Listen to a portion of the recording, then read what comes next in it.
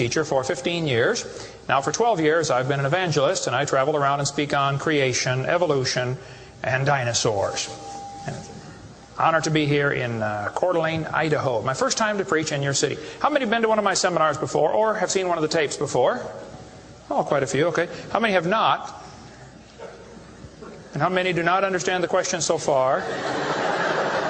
Okay, that's what I thought. Well, great. It's an honor to be here. I tell folks right up front before I get started too far, because I don't want anybody sneaking up on me, I believe the Bible is the infallible, inspired, inerrant Word of the living God. I believe it from cover to cover. I even believe the cover on mine. It says Kent Hovind. I believe that. And what I try to do in my seminars, I have three distinct goals. Number one, I want to strengthen your faith in the Word of God. Number two, if you're not saved, I'm going to try to get you saved. I'm after you. I'll tell you right now, I'm after you. Okay. Number three, if you're saved and you're not doing much for the Lord, then I'm going to try to make you uncomfortable. Everybody ought to find something to do for the Lord, okay? The worst of you could serve as bad examples, if nothing else. But you can all find something to do for the Lord. All right, this is not my wife. This is just a picture of her. We live in Pensacola, Florida. I've been there 12 years. We have 3 kids, one of each. My kids are, at this time, 21, 22, 23, a year and 2 weeks apart. We call that family planning where I come from. Got the 2 boys married off now, and as soon as I find someone to take over payments on my daughter, I'm going to be home free. So that's the plan. One of my hobbies for many years, I have been collecting science books. I like science. And you can ask any of my kids or ask my wife, when I get bored, which isn't too often around our place, I just read science books. I like science. Taught it for 15 years. Even though I'm not teaching it anymore, I still like to study. It's so many neat things to learn. And there's an awful lot of good science in these books. But folks, there are some lies in our science books. I'm not against science. I'm not against schools. I'm not against teachers. My brother's in his 34th year teaching public school. My mom retired from teaching public school. There's an awful lot of good, godly teachers in the system. But there's some poison in these books. We're going to cover some of that tonight. Richard Dawkins, who hates creationists, said, "It is absolutely safe to say that if you meet someone who claims not to believe in evolution, that person is ignorant, stupid, or insane, or wicked." Well, Richard, I'll send you a copy of this tape, because I'm going to show you 100 reasons why evolution is so stupid. We need to define a few terms, okay? According to the dictionary, stupid means lacking normal intelligence, foolish, silly, a stupid idea, dull and boring. I think evolution is stupid. Now, my mommy used to get mad at me when I used that word, so it's a little hard for me, but Bill said, "Brother Hovind, I want you to preach on 100 reasons why evolution is stupid." Okay, Bill, well, you asked for it, so here goes, all right? Let's define some other terms now. The word evolution has at least 6 different meanings, and I've done 58 debates now, and if you're going to get into a debate on evolution with anybody, you better first define what you're talking about, because this is a very slippery term, okay? First, we have cosmic evolution. That would be the Big Bang. There is no evidence whatsoever for that. We'll get into that in just a moment. Then we'd have to have chemical evolution. See, the Big Bang supposedly made hydrogen. Well, how did we get 92 elements, plus the synthetic ones? I mean, how did the chemicals evolve? They don't talk about that much, but that would have to happen. Thirdly, we'd have to have stellar and planetary evolution. Did you know the stars would have to evolve? There's an awful lot of stars out there, folks, but nobody's ever seen one form. There's enough stars out there that everybody on Earth can personally own 2 trillion of them. We've never seen one star forming. We see them blow up from time to time. It's called a nova or a supernova. We've never seen one form. One professor told me one time, he said, "Well, we calculated in the laboratory that if 20 stars explode near each other, it'll produce enough energy to make a brand new star." I said, "Well, that's brilliant. You got to lose 20 to gain 1. You ought to run for Congress. You could help those guys borrow their way out of debt." Man, first place, that's all theoretical. We've never seen it happen, okay? And I think it is scientifically impossible. See, then we'd have to have organic evolution. That would be the origin of life. How did life get started from non-living material? Now, according to the evolution theory, that would have to happen somewhere along the line, long ago and far away. Life had to come from non-living material. And yet, we've never seen that happen. There is no evidence that it can happen. We'll talk about that in a minute. Fifthly, we would have macroevolution. That is where an animal changes into a different kind of animal. Nobody's ever seen a dog produce a non-dog. But the evolutionist believes a dog came from a rock. if you go back far enough in time, 4.6 billion years. Finally, we have microevolution. Now, I don't like this word, okay, because it gets people confused. I think we ought to just call it a variation. But microevolution happens, folks. That is a fact of science. Animals produce a variety of offspring, but it's always the same kind. The first 5 definitions of evolution are stupid. It doesn't happen. It's certainly not part of science. It's something you have to believe in.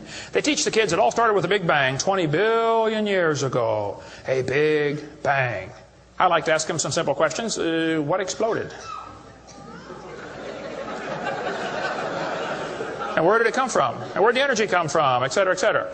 According to the Big Bang Theory, it all started with a little tiny dot and exploded and spread out over all the universe much faster than the speed of light.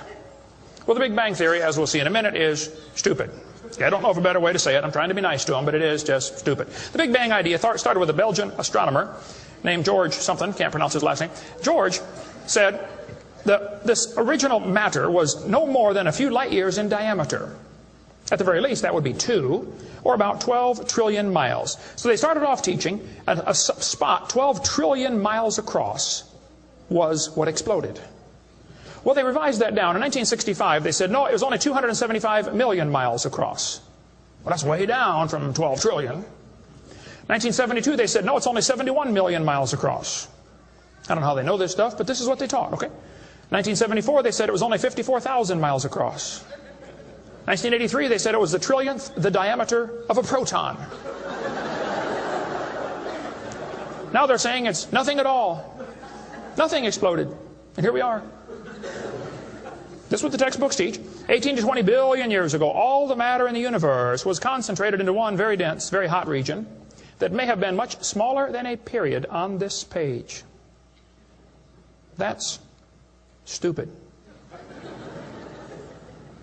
This one says, all of the matter and energy someday will once again be packed into a small area, no bigger than the period at the end of this sentence. Then another Big Bang will occur. It happens every 80 to 100 billion years. So you can forget about global warming. We're going to get squished. Now, this textbook author was brilliant. I could not believe how smart this guy was. He said, boys and girls, nothing really means nothing. You have to be at least that smart to write a book. He said, not only matter and energy would disappear, but also space and time. However, physicists theorize that from this state of nothingness, the universe began in a gigantic explosion. What? Yes, boys and girls, you see, nothing exploded, and here we are.